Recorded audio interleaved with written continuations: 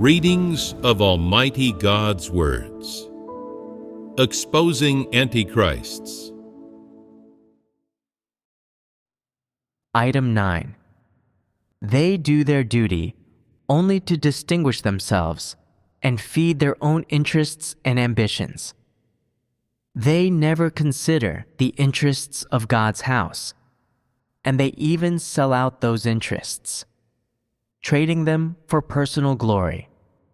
Part 4. 2. The interests of Antichrists. Today, we'll continue fellowshipping on the topic from our last gathering. Last time, we fellowshipped on the second section of the interests of Antichrists within Item 9 of the various manifestations of Antichrists. In this section, we fellowshipped on their own reputation and status, right? Think back and give me an approximate summary. How many points did we primarily fellowship on concerning Antichrist's own reputation and status? God fellowshipped on 2 points last time. The first was on Antichrist's attitude toward being pruned. Antichrists can never accept or submit to being pruned, nor can they accept it as the truth. The second was on how Antichrists protect their reputation and status in a group of people and what manifestations they have. The essence of Antichrists is one of competing, and they must compete for their reputation and status. So, let's continue fellowshipping on this today. What homework did I give you last time? What did I ask you to contemplate and fellowship on after our gathering? Do you remember? God asked us to hold ourselves against the fellowship and dissection of the manifestations of Antichrists for comparison to see which of the dispositions of Antichrists we possess, and to see which of the natures of Antichrists we rely upon to do things. This was the main topic. What was the subtopic about? It was about which competing natures Antichrists display while safeguarding their reputation and status, and holding ourselves up against these for comparison to see how we reveal them in our real lives, and how we do things, what we say, and what we do for the sake of reputation and status, and which manifestations of vying for fame and gain with brothers and sisters we display in order to safeguard our status. Can anyone else add to this? God told us to not always talk about what other people are like while fellowshipping on these manifestations of Antichrists, but to instead hold ourselves up against them for comparison and fellowship on which dispositions and revelations we have that are the same as Antichrists. That's pretty much it. What was the motto for how Antichrists act in a group of people that we fellowshipped about last time? Did this not leave an impression on you? Their motto is, I must compete, compete, compete. You remember this. How come you've been able to remember this? Because this motto of Antichrists that God spoke of, I must compete, compete, compete, is something I myself usually manifest and often reveal. Also, the tone of God's fellowship was quite vivid, and the way in which God expressed these words matched the state of my own heart. So it left quite a deep impression on me. Sometimes, when I fellowship on and dissect Antichrist's various manifestations and their different kinds of nature essences, I use some everyday language, as well as certain tones and methods which are easy for people to accept, and which leave a deep impression on people. And I also use some examples that are quite close to real life. Doing this really helps people to come to know the essence of antichrists and to come to know themselves. It is also beneficial to people coming to know themselves and experiencing God's words in their real life. And it is even more conducive to them changing this kind of disposition of antichrists, right? You've given an approximate recollection of the last fellowship, but the details go beyond these things. There are many more details. You should come up with a summary after listening to a fellowship. At the very least, after listening to a fellowship, you should gather together and listen to it again several times, and then everyone can make a summary together. After listening to your recollections and summaries of our last fellowship, I can tell that it's quite rusty to you. It's as though you listened to the fellowship a year or two ago, and it left no impression on you. You may have been left with some concept and impression of a section, a sentence or two, or a matter or two. But it seems as though most people have no concept or impression of more of the essential knowledge and dissection of exposing antichrists. You must therefore ruminate and fellowship more among yourselves on the matters we discussed. Don't just listen to them and then put them to one side without taking them seriously at all. If you do that, then your entry into the truth will be too slow. It won't do to not ruminate on these sermons. So, how do you work in concert with these sermons in your church life? Do you fellowship on these sermons at your gatherings every week? Or do you listen to the latest sermons and fellowship several times over, so that most of you get an impression and in-depth knowledge of them, and then understand the truth through them? Do you do this? Church leaders, preachers, and those who are in charge of the church life in decision-making groups must take responsibility for this. Only in this way can the church work be done well. C. Scheming for their own benefits. 1. Embezzling the assets of God's house. Today, we will fellowship on the third section of the interests of antichrists. Benefits. What are benefits? Receiving blessings and interests. This is a very simple explanation. This is the literal meaning. Add a bit more to it. What are benefits? They are the material and non-material interests, desirable things, and conveniences people can receive from doing their duty or from working in the world. This explanation is correct. Benefits are kinds of good treatment that people receive in addition to their salary, and include things like daily necessities, food, or coupons.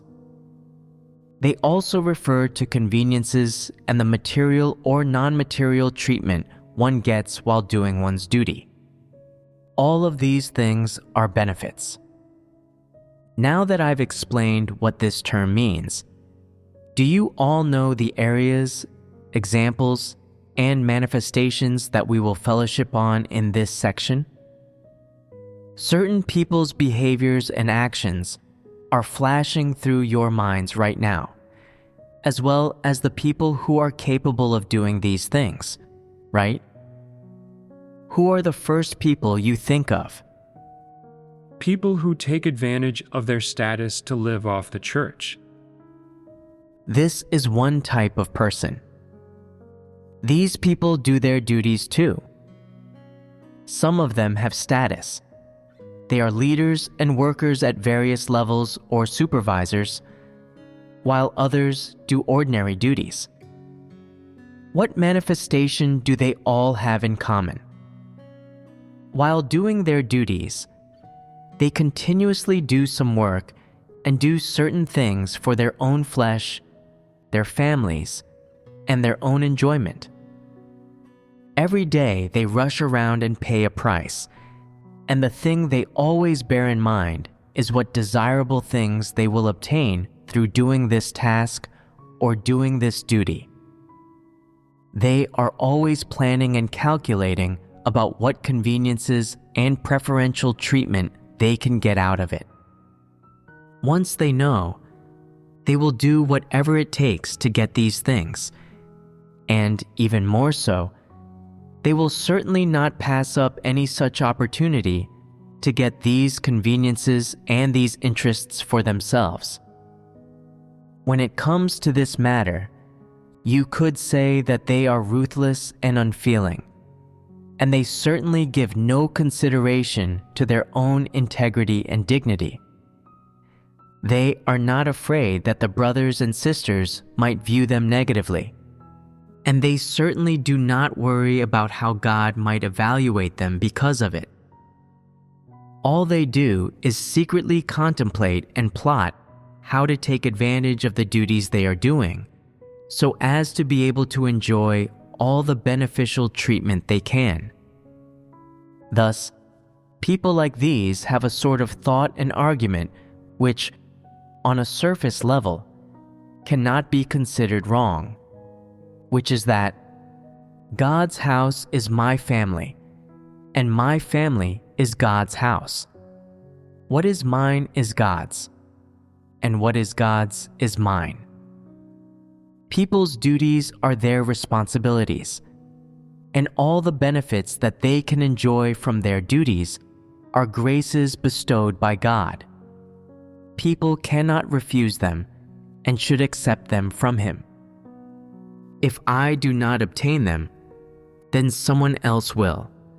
So I might as well go ahead and enjoy these benefits and not pretend to be humble. And I certainly should not modestly decline anything.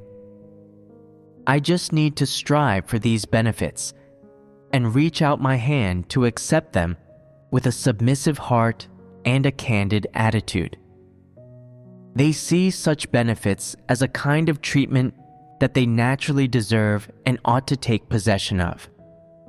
It's like when a person works and puts in time and hard work, so he feels like the salary and remuneration he receives are his fair share. So, even if they've embezzled these things and obtained these benefits through striving for them, they do not see that as wrong or something that God would detest. Let alone do they care if the brothers and sisters have any sort of opinion about them. As if it were perfectly right and natural to do so, Antichrists enjoy all of these things. They strive for these things. And even more so, they scheme for all of these things in their hearts every day. This is the regular status of Antichrists doing their duties. And it is also the regular status of Antichrists contriving for their personal interests while doing their duties. So, what is the mindset of Antichrists? While people do their duty, they have to try to get something in return. Since I've forsaken my family in order to do this duty, and since I've given my hard work, energy, and time for God and His house, I should therefore get to enjoy all the good treatment I want. Antichrists see all of these as things that they naturally deserve, as things that God should grant to people without them needing to strive for them. This is the viewpoint Antichrists have. And so, while doing their duty, they're constantly working hard for benefits, and always afraid that someone else might take one of those benefits, and leave them with less. This is a status of antichrists doing their duties. What do all their intentions, motives, and goals in doing their duty ultimately boil down to? These all boil down to them scheming to get all the benefits for themselves, thinking that otherwise they'll just be big idiots and life will have no meaning. This is the mindset of antichrists. No matter how God exposes the nature of antichrists or their manifestations of not loving the truth, they will not give up on these intentions and pursuits of theirs. They keep on striving for benefits. For example, after some people have begun doing the duty of hosting, the church or the brothers and sisters will buy some food or appliances or even give some money to the hosting families. If the person who does this duty is an antichrist, the desirable things that they try to get for themselves are not as simple as a mere match or a little spoon. They say, I am providing my home to host these brothers and sisters and offering a service for them while they do their duties. So God's house should of course provide all the materials and money. I am providing my house and cooking for you all, and guaranteeing your safety. That's pretty good already. As for the rest, what you eat, drink, and use, it should be provided by the church. It is indeed not wrong that the church will provide these things. But what I want to fellowship on here is the difference between how antichrists do hosting duties and how other people genuinely do this duty. When antichrists do hosting duties, this action cannot be simply taken at face value. They have ulterior motives. They think, I'm doing this hosting duty, so I need to scheme to get something out of it. The church is providing some food and other necessities, so my family members need to eat that food along with the brothers and sisters and use all those things as they please too. My family is of God's house, so what belongs to God's house belongs to my family too. This is the attitude with which antichrists do their duties, is it not? Therefore, once some people begin doing hosting duties, their hearts begin to change. They're constantly thinking about the material things and money that are used for hosting brothers and sisters. And if no one looks carefully into these things, then the opportunity for these antichrists to get some benefits has arrived. What sort of opportunity? They will secretly calculate, this is how much one person spends in a day, so whatever money is left over, I won't give back to the church. I'll just keep it for myself. This, at the very least, is money that I earned, so no one can blame me for keeping it.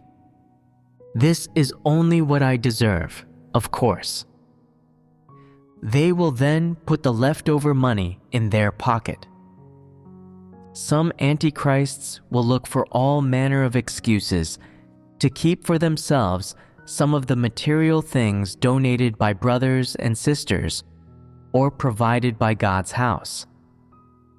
In some places, when the brothers and sisters go to stay there again, the mattress on the bed is gone, the pillows and quilts are gone, the meat and vegetables are all gone, and when they ask their hosts about this, these antichrists say, if you keep food for a long time, it won't taste as good, so we ate it. Aren't these greedy people? As soon as the material things provided by God's house, as well as the things bought for the host family by brothers and sisters, get brought into the domains of these antichrists, they become theirs. They use or eat them as they please, or even directly treat them as their own possessions and hide them away. Once the brothers and sisters go there again, these things are nowhere to be seen. If the church needs to use these antichrists' places of residence again, it needs to spend money to purchase those things again, and brothers and sisters have to bring those things to their houses again. Seeing this, the antichrists get happy, thinking, believing in God sure is great. I can't get rich this fast doing anything else. This is the most convenient way to get things by far. Also, no one would dare make a report to the police that these church belongings have gone missing. If you were to actually try to report me, then I'd report you first. So all you can do is shut up and take it. There's nowhere for you to complain about this. I've taken possession of these things and eaten this food. What can you do to me? God doesn't pick favorites. I'm providing my house for hosting brothers and sisters. So that's the contribution I've made, and God will remember me for it. What's there to be afraid of if I take a bit? This is only what I deserve. What's to fear in eating some of this food? What? You're allowed to eat it, but I'm not? You are members of God's house, but aren't I one too? I'm not only going to benefit from the situation, I'm going to eat things by myself and dine on them alone. This is Antichrist's attitude toward their duties. In doing their duties, their goal is to get these things, and they see them as the greatest benefits, saying, "These are the greatest grace bestowed by God." Nothing is more tangible than this grace, and nothing is more real and tangibly beneficial than this blessing. This is just so great. Everyone says believing in God means gaining 100-fold in this life and eternal life in the world to come. This fulfills that saying. I'm now having a foretaste of this blessing. This truly is God's kindness. Thus, antichrists have no qualms at all about taking possession of things that belong to God's house, and ruthlessly take them for themselves. How do antichrists see these assets of God's house? They treat them like the public property of non-believers. They're all greedy. They all want to take the things of God's house for themselves, and yet they still believe these to be the grace and blessings that they deserve to enjoy for doing their duties. Furthermore, they never feel any remorse or shame about this, nor do they recognize their own wickedness or lack of integrity. Some of these antichrists even get increasingly greedy and ambitious. While doing their hosting duties, they never feel that their actions would be detested by God or that their actions would offend Him. Instead, they just keep calculating and comparing in their minds, thinking, that family served as hosts and got those things. If I were to host the same people, then those things should rightfully be mine. That host lives in more comfort than I do, and they eat better too. How come I haven't taken advantage like that too? They calculate and vie for these things too. As soon as an opportunity comes along, they are merciless and absolutely will not pass it up. Thus, when antichrists are doing hosting duties, they covet and try to take possession of anything they can. from objects as small as a pair of insoles to something as large as a piece of equipment purchased by God's house. They take advantage of the opportunity of doing their duties to find all kinds of excuses and ways to take things for themselves, misappropriating the property of God's house, while shamelessly saying that they are only doing it to protect the property of God's house, and that these things are only what they deserve for doing their duties. These things happen among people who believe in and follow God. While antichrists are doing their hosting duties, they may present themselves externally as though they do not covet or try to take things, refusing to accept any payment for hosting brothers and sisters. And when they see certain worthless objects, they'll hurry to keep them safe. When it comes to valuables belonging to God's house, however, they absolutely will not let them go like this. They will perhaps hand over something worth 1 yuan, but with anything worth 100 yuan, 1,000 yuan, 10,000 yuan, or something even more valuable, they'll firmly stuff it into their wallets and keep it for themselves. For some people, a dangerous situation arises locally while they're taking care of the assets of God's house. And the people who know they're doing this perhaps flee elsewhere or get arrested. And so no one but them knows about these assets that they're keeping safe. It is in situations like these when people are tested.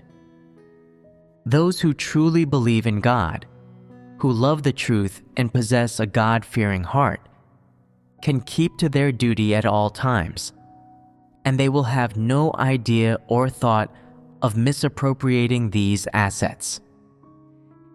Antichrists are not like this, however.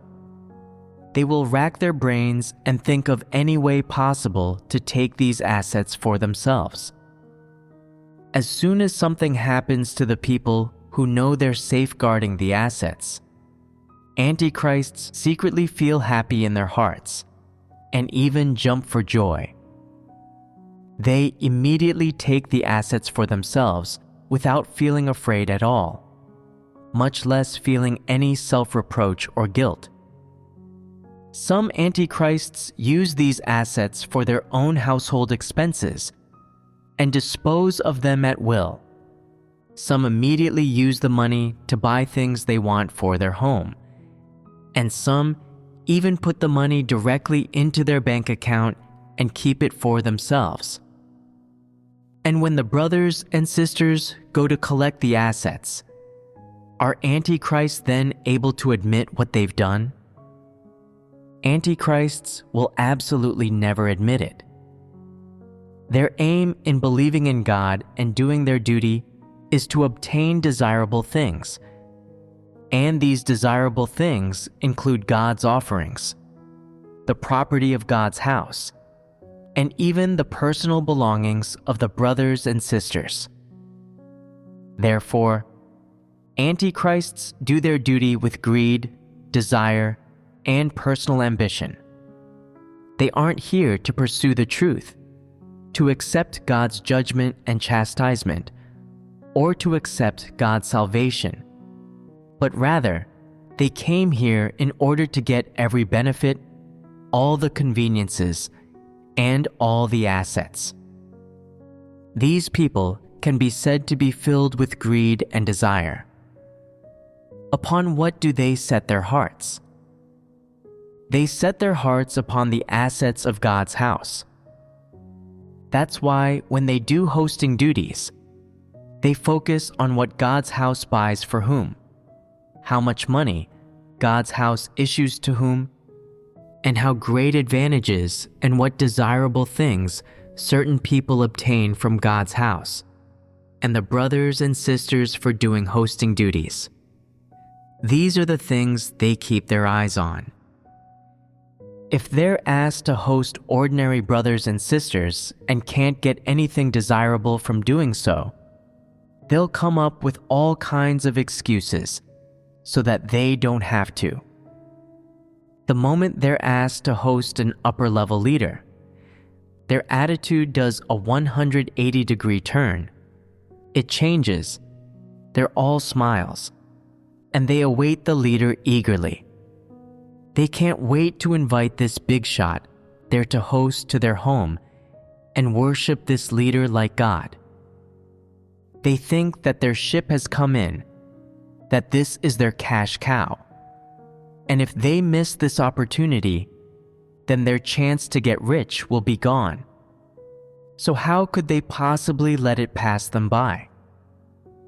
With greed, desire, and the motivation and intent to misappropriate the assets of God's house, they accept this duty that can bring them desirable things. What is their final aim? Is it to do their duty well? Is it to host brothers and sisters well? Is it to offer up their loyalty? Is it to gain the truth? No, it's none of these. They want to use this opportunity to obtain desirable things. They won't host ordinary people, but when they hear that they are to host a leader or worker with status, they'll fall over themselves to do this. And then they'll come up with various excuses for God's house to purchase all kinds of daily necessities and household equipment for them, saying, "Leaders can't stay in poor conditions when they come to stay here. Shouldn't everything be prepared to make hosting convenient? We don't enjoy the things provided by God's house. If we do, we're just basking in the light alongside the leaders. Besides, if a leader comes, I'm afraid they won't be used to the food we eat here every day. Leaders have to manage a lot of things every day, and if they become unwell, wouldn't we be remiss in our duty as hosts?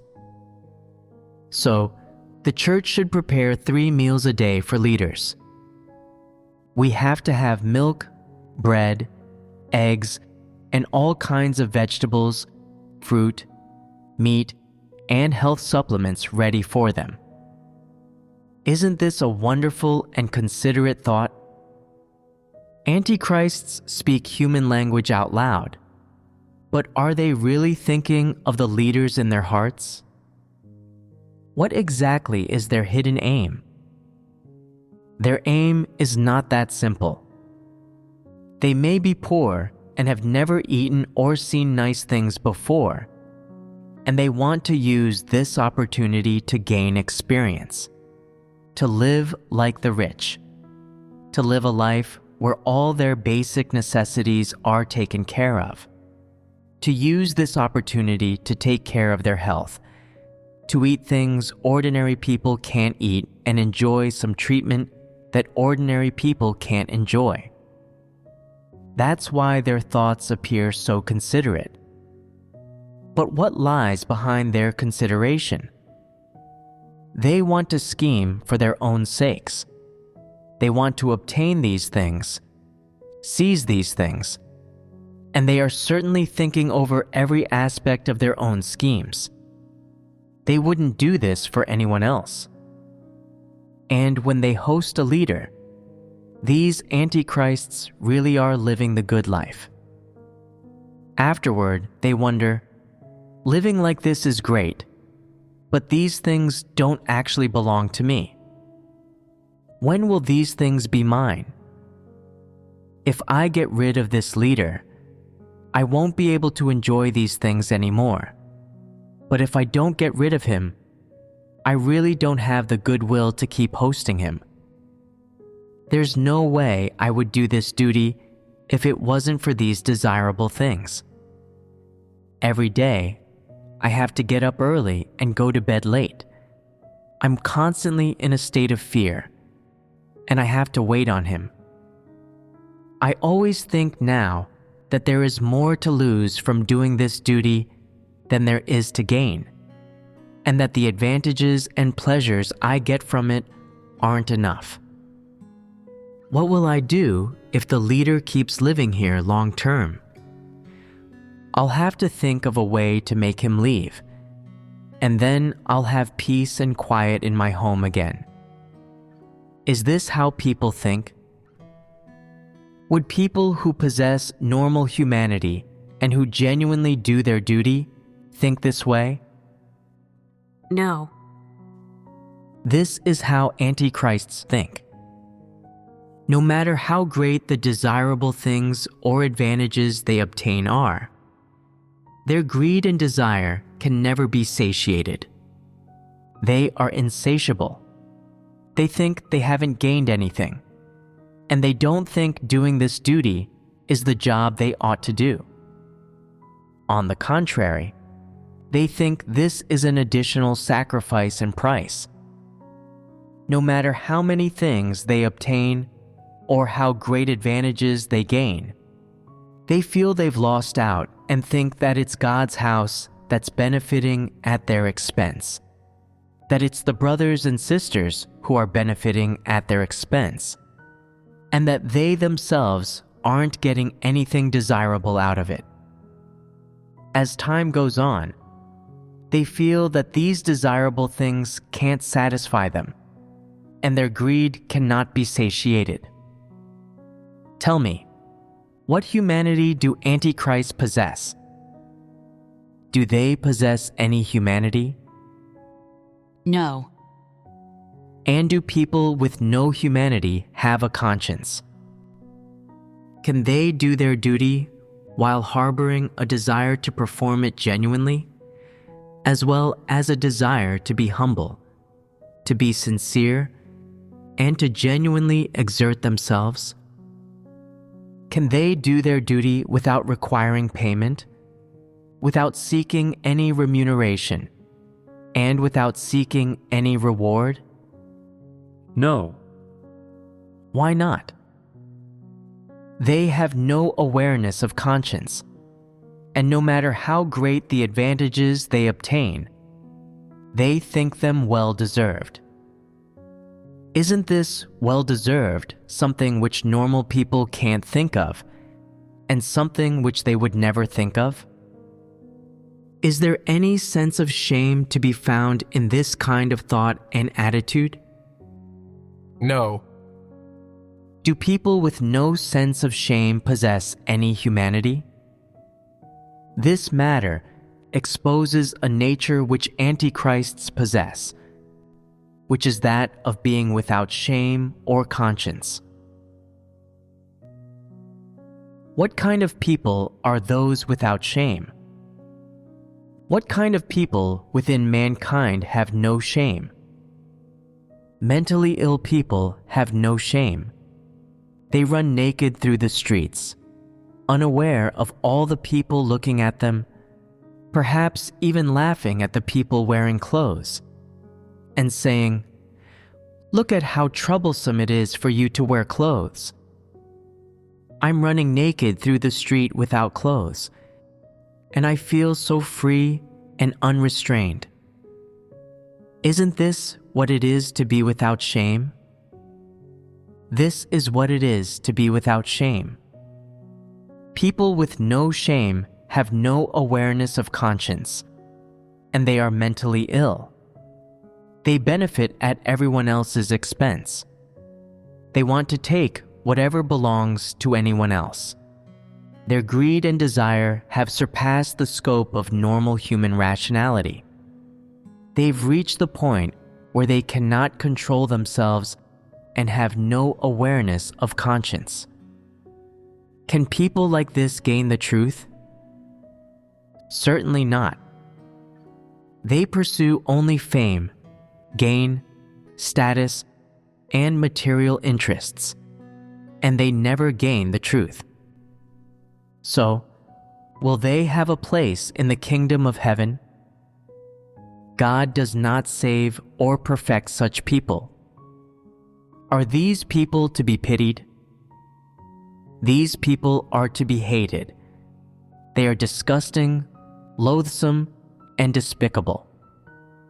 The character of these people is despicable and lowly.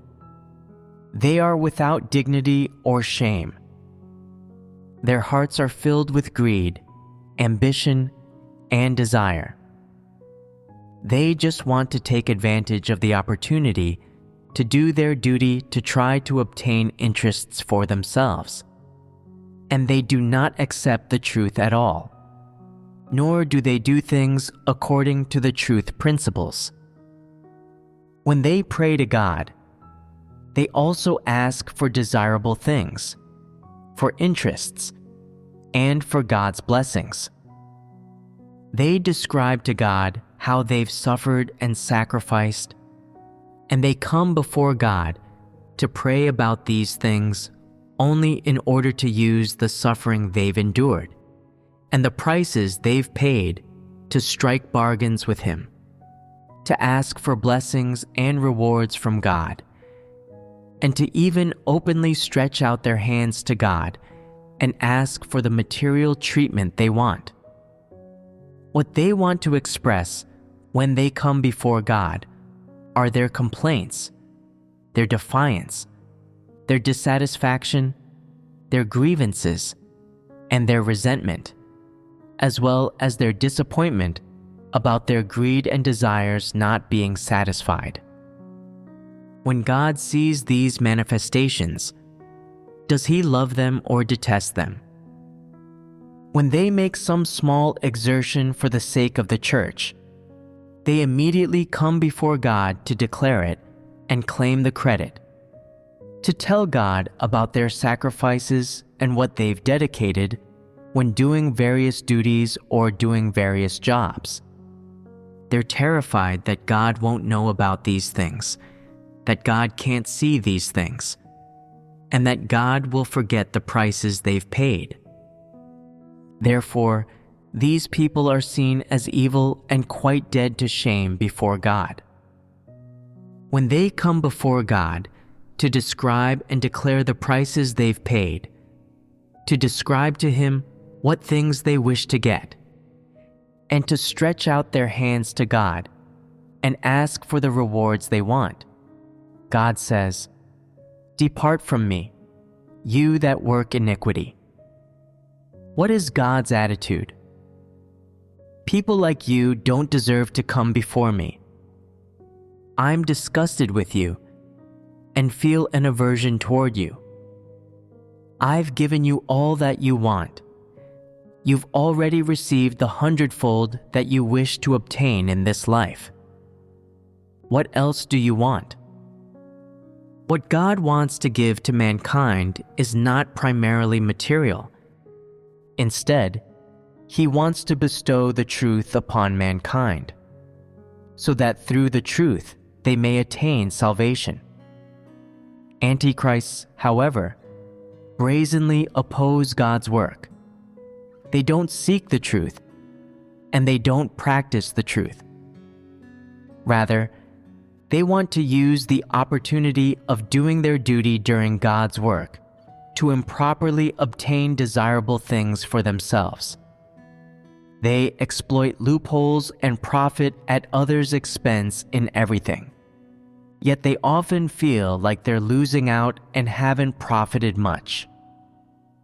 They also often feel like they've sacrificed and dedicated too much, that their losses outweigh the gains, and even more so, they often regret their sacrifices, and they think they haven't thought things through enough or thought of an exit route for themselves. So, they often feel angry in their hearts for not receiving timely rewards for their sacrifices, and they are also full of complaints toward God.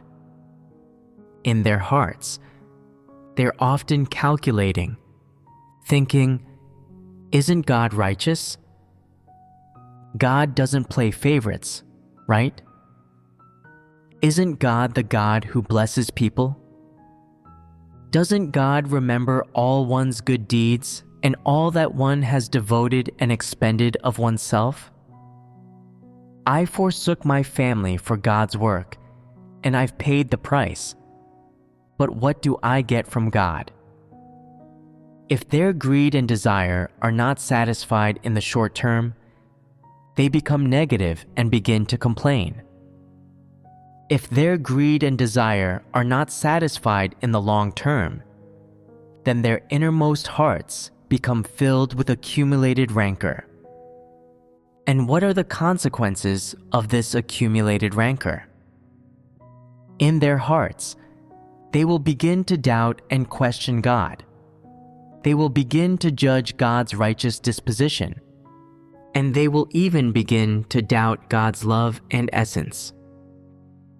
If this rancor accumulates for a long time, these things turn into malignant tumors and begin to spread, and they will become capable of betraying God at any time, especially when they're before some people who are negative and weak and who are of relatively immature stature, or before some people who are new to the faith.